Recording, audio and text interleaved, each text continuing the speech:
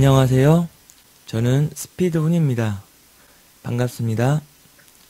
이번 시간에는 프리컴프에 대해서 알아보도록 하겠습니다. 프리컴프를 이해하기 위해서는 먼저 컴포지션을 이해하셔야 합니다. 컴포지션은 불러온 사진과 영상들을 조합하고 합성시킬 수 있는 하나의 공간과 같습니다. 영상 제작을 하기 위해서는 처음에 여기에 있는 이 컴포지션 버튼을 눌러서 이렇게 컴포지션을 만들어 주셔야 합니다. 이렇게 컴포지션을 만들어 주셔야지 이 공간에 사진과 영상을 불러와서 작업을 할 수 있습니다. 일단 지금 임시로 만든 이 컴프1이라는 컴포지션은 지우도록 하겠습니다.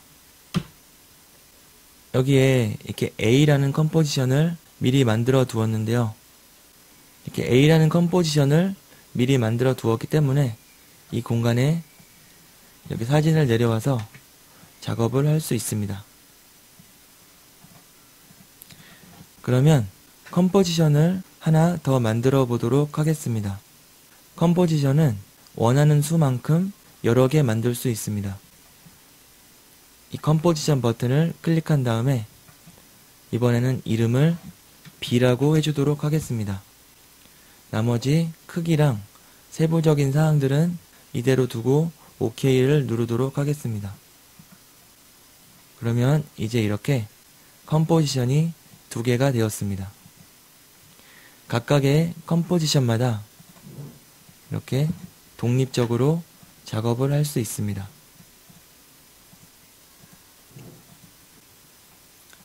그러면 한 단계 더 나아가 보도록 하겠습니다.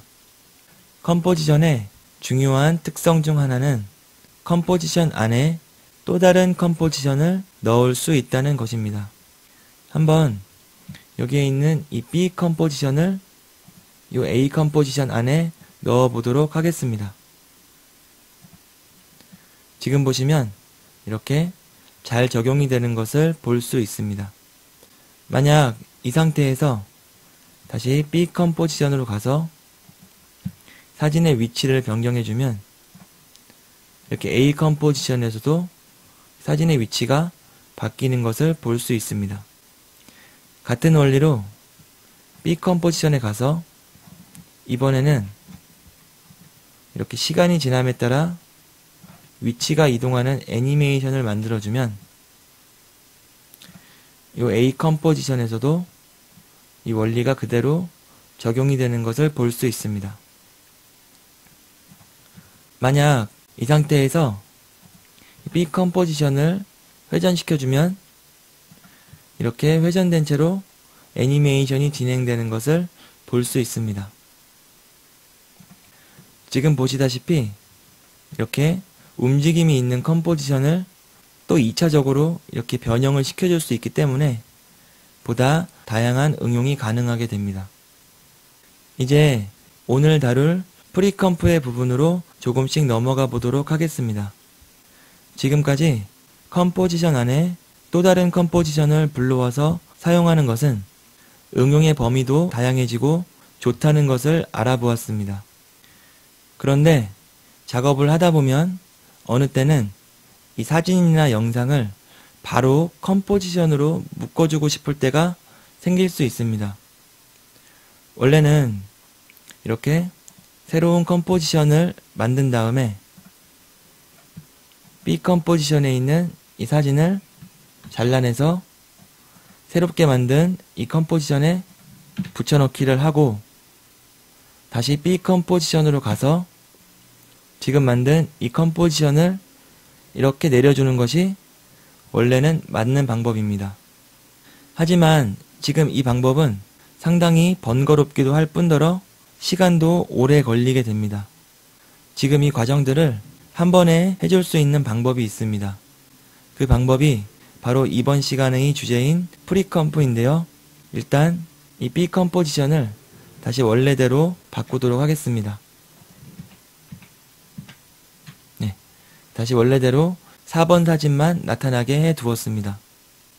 프리컴프를 하기 위해서는 먼저 컴포지션으로 묶어주고 싶은 것들을 선택을 합니다. 지금은 이 4번 사진을 선택을 하도록 하겠습니다. 그리고 상단 메뉴, 이 레이어 메뉴로 가면 이렇게 항목들이 나오는데요. 이 중에 제일 아래에 있는 이 프리컴포즈를 선택을 합니다. 선택을 하면 이렇게 두 가지 선택할 수 있는 메뉴가 나타나는데요. 일단 이것들은 다음 시간에 다루도록 하고요. 지금은 이 두 번째 것을 선택한 다음에 OK를 누르도록 하겠습니다. 그러면 이렇게 바로 컴포지션이 생기는 것을 볼 수 있습니다. 더블 클릭해서 이 컴포지션 안에 들어가 보면 이렇게 사진이 잘 옮겨져 있는 것을 볼 수 있습니다. 이처럼 쉽게 컴포지션으로 묶어줄 수 있는 기능을 프리컴프라고 합니다. 한 가지 알아두셔야 할 것은 이 레이어의 프리컴포즈에 가보면 우측에 키보드 단축키가 써 있는데요.